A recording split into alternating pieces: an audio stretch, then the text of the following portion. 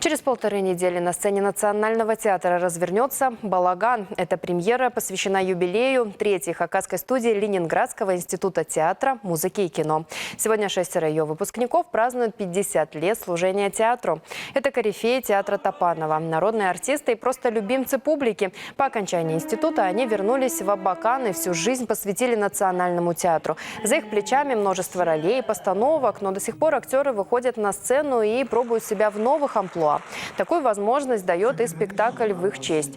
Пьеса Чарльза Мори «Балаган» раскрывает закулисье театра, а сама постановка насыщена юмором, иронией и всем, что создает творческую атмосферу. Также настроение задают хореографические номера. В них участвуют и молодежь, и старшее поколение. Над спектаклем работает приглашенный режиссер Станислав Голодницкий из Костромы.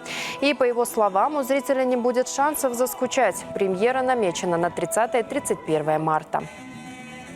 Я надеюсь, что зритель нас поймет и будет дышать вместе с нами. И чтобы было интересно не только нам, но и зрителю. Ради этого работаем. Конечно, хочется подарить праздник и им, и зрителю, чтобы все вышли после этого спектакля с ощущением, что жизнь, она продолжается, что она интересна, что мы любимы, что мы любим, что мы способны чувствовать. То, что очень много отрицательного происходит в этой жизни, ну, так получается, но нам хочется верить, что и положительного не меньше, а то и больше.